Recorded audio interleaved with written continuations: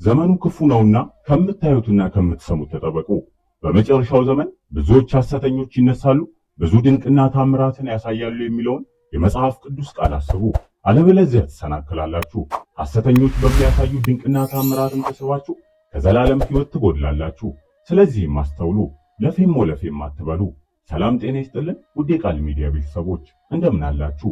በዛሬው መርሃ ግብራችን አባታችን አባ አምሃ ኢየሱስ በምታዩትና በምትሰሙት አትሸወዱ፣ ፈጣሪን ለማመን ተአምራትንና ምልክትን አትሹ በማለት የላኩትን መልእክት ይዘን ስለቀረብን በጥሞና እንድትከታተሉን እየጋበዝን ለቻናላችን አዲስ ከሆናችሁ ላይክ፣ ሼር፣ ሰብስክራይብ በማድረግ አዳዲስና ወቅታዊ መረጃዎች እንዲደርሱ የደውል ምልክቷን በመጫን ቤተሰብ ይሁኑ።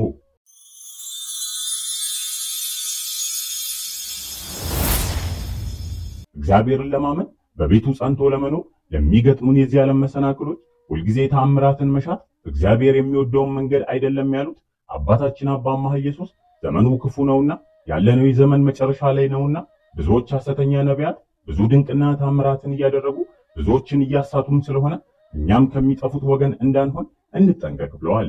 ዛሬ ላይ የክርስቶስ አገልጋዮች ነን የሚሉ በስሙ ብዙዎችን የሚያስቱ መጽሐፍ ቅዱስን በመያዝ ለግል ፍላጎታቸው ቃሉን በመተርጎም የሚኖሩ ሐሰተኞች የበዙም ሲሆን ምዕመኑን ለማሳትና ከመንጋው ለመገንጠል እንደ ቃሉ ብዙ የሐሰት ትምህርቶችንና ምልክቶችን እያሳዩም ይገኛሉ። ታዲያንኛም የበግ ለምድ የለበሱ እነዚህ ነጣቂ ተኩላዎችን እንደ ቅዱስ ቃሉ እየመዘንን በሚያሳዩ ተአምራት ሳንታለን በቤቱ ጸንተን ልንኖር ይገባል።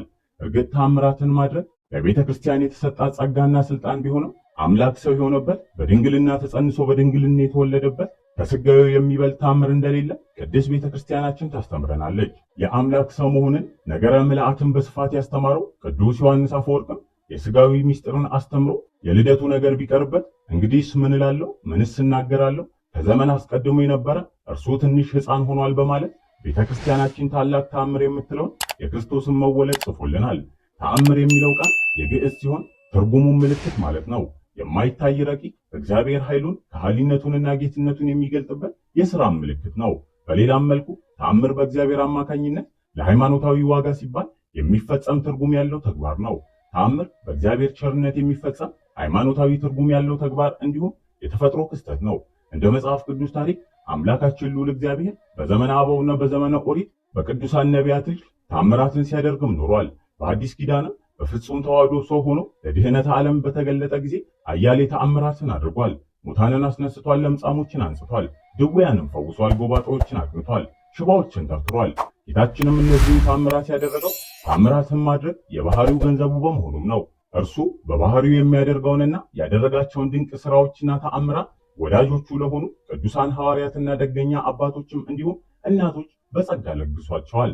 እውነት እውነት እላችኋለሁ በእኔ የሚያምን እኔ የማደርገውን ሥራ እርሱ ደግሞ ያደርጋል፣ ከዚህም የሚበልጥ ያደርጋል በማለትም በዮሐንስ ወንጌል ምዕራፍ 14 ቁጥር 12 ተናግሮናል። ጌታችን መድኃኒታችን ኢየሱስ ክርስቶስ እርሱን በእግረ ሥጋና በእግረ ልቦና በፍጹም የተከተሉ ወዳጆቹ የሚያደርጉትን ተአምራት በተመለከተም ሲናገር ከዚህም የሚበልጥ ያደርጋል ማለቱ እርሱ በዚህ ምድር በመዋለ ሥጋዌ ሲመላለስ ያደርጋቸው አስፈላጊ ባለመሆናቸው ምክንያት ያላደረጋቸውን ተአምራት በኋለኛው ዘመን አስፈላጊ በሚሆኑበት ጊዜና ሁኔታ ያደርጓቸው እንደሚችሉ የሚያስተምር ኃይለ ቃል እንዲሆንም ነው። ለዚህም ምስክር እንዲሆን እርሱ በልብሱ ዘርፍ 12 ዓመት ሙሉ ደም ሲፈሳት የነበረችን ሴት እንደፈወሳት የእርሱ ተከታይ ሐዋርያት ከሆኑት ውስጥም ቅዱስ ጴጥሮስ በሰውነቱ ጥላ አጋንንትን ያወጣ ድውያንን ይፈውስ እንደነበረ በሐዋርያት ሥራ ምዕራፍ 5 ቁጥር 15 ተጽፎ እናነባለን። ታዲያን ይህንን የጌታችንን ትምህርትና ታምራት የሚፈጽሙት አስፈላጊ ሲሆን ብቻም እንደሆነ መዘንጋት የለብንም። ጌታችን ይህንን በትምህርቱ ከማስተማሩን ባለፈ ታምራትን እንዲያደርጉ ጸጋን አድሏቸዋል፣ ስልጣንን ሰጥቷቸዋል። በዚህም መሰረት አባቶቻችን ቅዱሳን ሐዋርያት ወንጌልን በሚያስተምሩበት ወቅት ብዙ ታምራትን አድርገዋል። ነገር ግን ታምራት አስፈላጊ ሊሆኑ ቢችሉ እነርሱን አብዝቶ መፈለግ ግን አመንዝራነት እንደሆነ መጽሐፍ ቅዱስ ያስረዳናል። በዚህ ምድር ክርስቲያን ሆነን ስንኖር የሚገጥሙን ፈተናዎችና አጣብቂኞችም ይኖራሉ። የሚገጥሙን አንዳንድ ፈተናዎችን ከማስጨነቃቸውም የተነሳ በእግዚአብሔር ታምር ልናመልጣቸው ዘንድ እንመኝም ይሆናል። ይሁን እንጂ ፈተናዎቹ ጸጋና ክብርን ሊያሳጡን ጭምር ስለሚችሉ ታምራት ተደርገውልን ከምናመልጣቸው በሃይማኖት በምግባር ጸንተን በጾም በጸሎት ታግሰናቸው ድል ብንነሳቸው የበለጠ ክብርን ልናገኝባቸው እንችላለን። ይህንንም ከጻድቁ ኢዮብ፣ ከሐዋርያው ቅዱስ ጳውሎስ፣ ከደቀ መዝሙሩ ከቅዱስ ጢሞቴዎስም ተግባራዊ ሕይወት እንማራለን። ጌታችንና መድኃኒታችን ኢየሱስ ክርስቶስ በመዋዕለ ሥጋዌው በሚያስተምርበት ወራት ጸሐፎችና ፈሪሳውያን ወደ እርሱ ቀርበው መምህር ሆይ ካንተ ምልክትን እንድናይ እንወዳለን አሉት። እርሱ ግን መልሶ ክፉንና አመንዝራ ትውልድ ምልክትን ይሻል፣ ከነቢዩ ከዮናስ ምልክት በቀር ምልክት አይሰጠውም። ዮናስ በአሳ አንበሪ 3 ቀንና 3 ሌሊት ኖሯል። የነነዌ ሰዎችን በፍርድ ቀን ተነስተው ይፈርዱበታል፣ በዮናስ ስብከት ንስሐ ገብተዋልና። እነሆም ከዮናስ የሚበልጥ በዚህ አለ። ንግሥተ አዜብ በፍርድ ቀን ከዚህ ትውልድ ጋር ተነስታ ትፈርድበታለች። የሰለሞንም ጥበብ ለመስማት ከምድር ዳር መጥታለችና እነሆም ከሰለሞን የሚበልጥ በዚህ አለ በማለት እንደመለሰላቸው በማቴዎስ ወንጌል ምዕራፍ 12 ከቁጥር 38 እስከ 42 ተጽፎ እናነባለን። ታዲያን ምልክት ወይንም ተአምርን የሚፈልግ ትውልድ ለምን ክፉና አመንዝራ ተባለ ካልን ክፉ የተባለው እምነቱን በተአምራቱ ላይ ስላስደገፈ በሚደረጉ ተአምራቶች ሕይወቱን ስለሚመራ ነው። አመንዝራ የተባለበትን ምክንያት አመንዝራ ሰው አንድ ሲሆን ዕለት ዕለት ሴት ለመለወጥ እንደሚወድ ሁሉ አይሁድና የአይሁድ መንገድን የሚከተሉ ሰዎችም ዕለት ዕለት ትምህርትና ተአምራትን ሊለወጥላቸው ስለሚወዱም ነው። ታዲያን ጌታችን በግልጽ እንዳስተማረን እርሱ ሞትን ድል አድርጎ ሙስና መቃብርን አጥፍቶ ከተነሳበት ከትንሣኤውና ከሥጋዌው የሚበልጥ አንዳችም ተአምር የለም። ትውልዱ ቢያስተውልም ከአምላክ ሰው መሆን የሚበልጥ ምንም ተአምር የለም። ሌላ ተአምር ከመሻት ወደ ልቦና ተመልሶ ወደ ራስ ጠልቆ በመግባት ኃጢአትን አስቦ ንስሐ መግባት እንደሚበልጥ የነነዌ ሰዎችን ታሪክ አስቦ በእምነት የሚፈጽሙት ነገር እንደሚልቅም የንግሥተ ሳባን ታሪክ አንስቶ አስተምሮናል።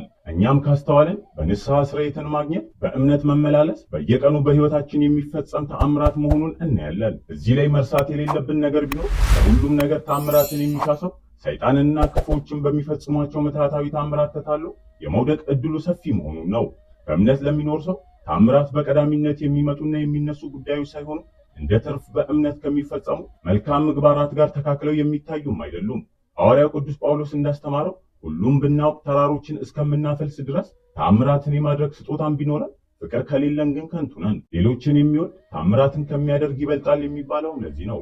ክብር ይግባውና ጌታችንና መድኃኒታችን ኢየሱስ ክርስቶስ በግርማ መለኮት በክበበ ትስብእት በሚገለጥበት በዳግም ምጽአቱ ክብርን አግኝተን የመንግስቱ ወራሽ የስሙ ቀዳሾች የሚሆኑት እነማን እንደሆኑ ሲያስተምረንም በሰማያት ያለውን የአባቱን ፍቃድ የሚያደርግ እንጂ ጌታ ሆይ ጌታ ሆይ የሚለኝ ሁሉ መንግሥተ ሰማያትን የሚገባ አይደለም። በዚያን ቀን ብዙዎች ጌታ ሆይ በስምህ ትንቢትን አልተናገርንምን? በስምህ አጋንንትን አላወጣንምን? በስምህ ብዙ ተአምራትን አላደረግንምን? ይሉኛል።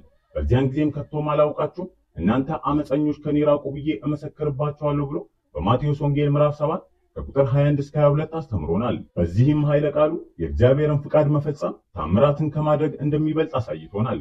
ከጥንት ጀምሮ እስካለንበት ዘመን ድረስም እያየን ያለነው ይህንኑ የሚያረጋግጥልን ነው። ሀብተ ትንቢትና ሀብተ መርገም ተሰጥቶት የነበረው በለዓም ስለ ጌታችን ሰው መሆን እመለከተዋለሁ፣ በቅርብ ግን አይደለም፣ ከያዕቆብ ኮከብ ይወጣል፣ ከእስራኤል በትር ይነሳል ብሎ በዘኍልቍ መጽሐፍ ምዕራፍ 24 ከቁጥር 11 ትንቢትን ተናግሯል። ነገር ግን ትንቢቱ አንደበት በሌለው አህያ ቃል ከመገሰጽ አላዳነውም። እንዲሁም አጋንንትን እያወጡ ይዞሩ የነበሩ የአስቄዋ ልጆችም በስራቸው እንዳልተጠቀሙ በሁለተኛ የጴጥሮስ መልእክቱ ምዕራፍ 2 ከቁጥር 15 ተጽፎ እናነባለን። ታዲያ ስመ ክርስቶስን እየጠሩ የማታለያ ታምራትን ከሚያደርጉ ክርስቶሳውያን ነን እያሉ ያለ በጎ ስራ ከጾም ከጸሎትና ከስግደት እንዲሁም ክርስቶስን ከመምሰል ተራቁተው ከሚኖሩ ከሐሰተኞች መምህራንና ነቢያት ራሳችንን እንጠብቅ። በጣም ጥሩ ጥያቄ ነው። እንግዲህ ሁሉም እንደሚሰማውና እንደሚያነበው እንደሚያውቀው ይህ አራተኛው ሳምንት መጻጉዕ ይባላል። መጻጉዕ ማለት እንግዲህ በሽተኛው ድውዩ 38 ዓመት አልጋው ላይ ተጣብቆ ያለ ነው። በዮሐንስ ወንጌል ምዕራፍ 5 ቁጥር 2 ላይ ጀምረን ማንበብ ይኖርብናል። ታሪኩን ለማወቅ ለመረዳት ዮሐንስ ወንጌል ምዕራፍ 5 ቁጥር 2 ላይ የሚገኝ ቃል ነው። እንግዲህ መጻጉዕ የተባለበት ምክንያት ያው ቀደም ብዬ እንደተናገርኩት ሳምንቶቹ 8ቱም ሳምንት በቅዱስ ያሬድ ስያሜ ያላቸው።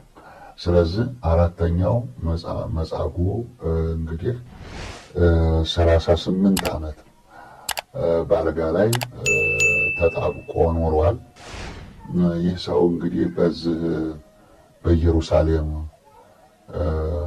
በቤተ ሳይዳ 5 እርከኖች ባላት ሁል ጊዜ እድናለሁ እያለ ይተኛል። በዛ 5 እርከን ማለት 5 መግቢያ ማለት ነው።